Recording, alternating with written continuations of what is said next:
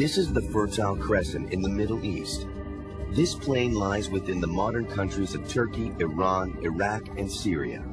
The region between the Tigris and Euphrates rivers was known as Mesopotamia.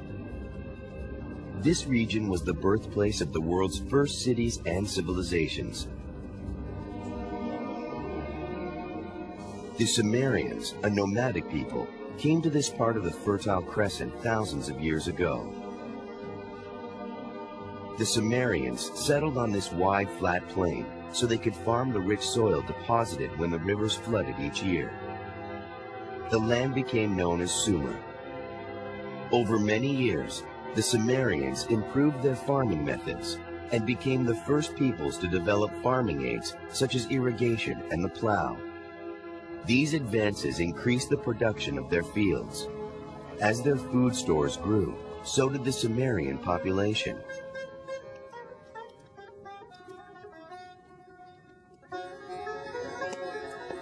The Sumerians abandoned the simple mud huts they had lived in and began building permanent communities of mud brick homes.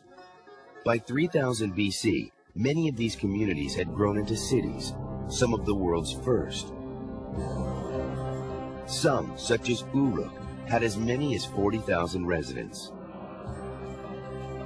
The large cities became city-states, powerful cities that controlled the lands around them. Sumerian culture thrived in these cities. The inventions of the sail, the wheel, and bronze and glass making all got their start in Sumer. The Sumerians were the first people to practice astronomy, and they also developed a calendar. Religion was important to the Sumerians.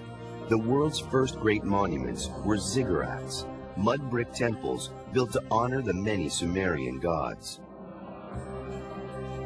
Sumer's priests may have created the first system of writing.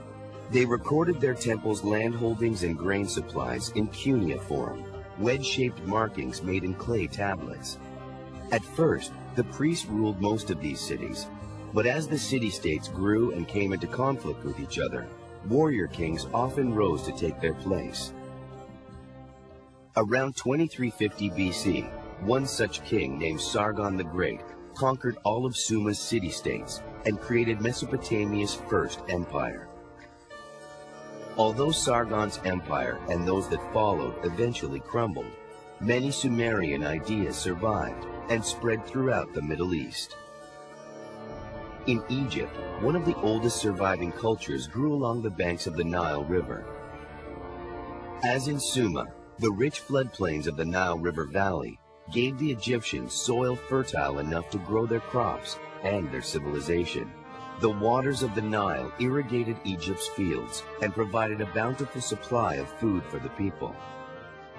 Unlike the Sumerians, the Egyptians could use stone for their buildings. They created some of the world's most amazing and enduring monuments, including pyramids, temples, and tombs. As in Sumer, Egypt also relied on its religious leaders. But Egypt's leaders, called pharaohs, had higher status than Sumer's priests. They were god kings to the Egyptians. Religion was so important in Egypt that people spent much of their lives preparing for the afterlife, their own, and especially the pharaohs. You only have to look at the burial places built for the pharaohs, the rock tombs in the Valley of the Kings, or the spectacular pyramids that are even older, to see the power the pharaohs held in Egypt. But the Egyptians and Sumerians were not the only people who shaped the civilizations of the ancient Middle East. A nomadic people traveling between these two empires played a major role in the region's development. They were the Hebrews. Like the Sumerians, the Hebrews chose to settle in the Fertile Crescent. But the Hebrews came looking for more than fertile land. They came to worship. Abraham, the first Hebrew leader, said that God had promised them Canaan, a region that includes modern-day Israel and Palestine. The Hebrews succeeded in taking Canaan around 1000 BC.